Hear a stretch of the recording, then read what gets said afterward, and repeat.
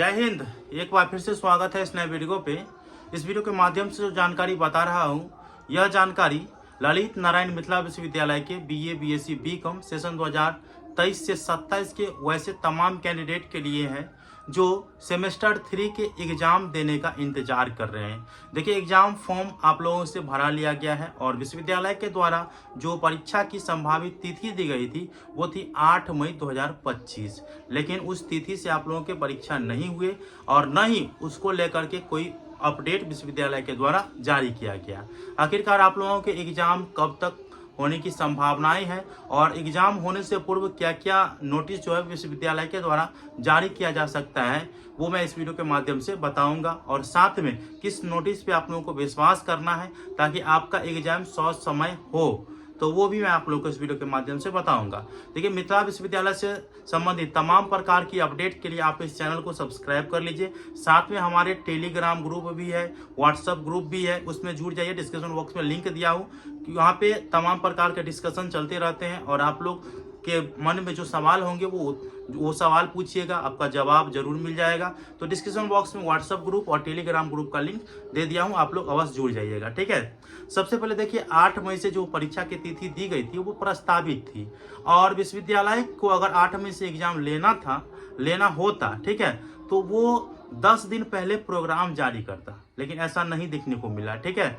अभी तक जो आप लोगों के परीक्षा फॉर्म फिलअप हो रहे थे, करेक्शन हो रहे थे, तो इस कारण से जो है कुछ भी जारी नहीं किया गया विश्वविद्यालय के द्वारा। तो आपको मैं स्पष्ट बता देना चाहता हूं कि आप लोगों की परीक्षा की संभावना जो है ना इसी महीने में है। ठीक है। इसी महीने में आपकी परीक्षा सेमेस्टर 3 का होगी, लेकिन आपको याद रखना है कि 10 दिन पहले ही प्रोग्राम जारी किया जाएगा। परीक्षा प्रोग्राम और सेंट्रल लिस्ट 10 दिन पहले तक जारी किया जाएगा ताकि स्टूडेंट से समझ जाए कि आप लोगों की एग्जाम जो है वो कितने तारीख से कितने तारीख तक चलेगी और साथ में कहाँ पे सेंटर होगा।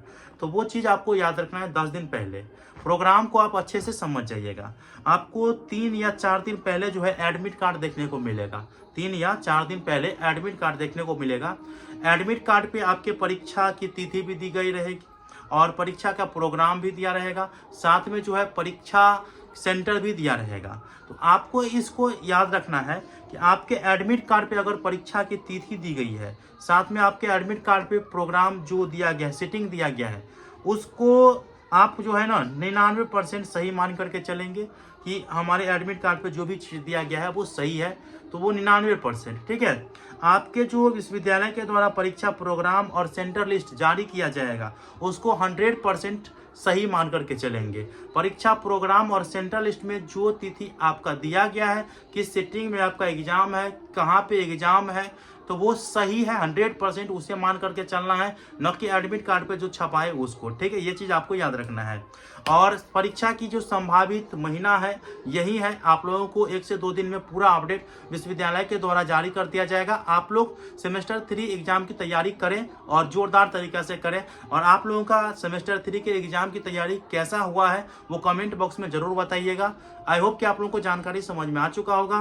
विशेष प्रकार की अपडेट के लिए चैनल को सब्सक्राइब करके रखिए। मिलते हैं अगले वीडियो में, तब तक के लिए धन्यवाद।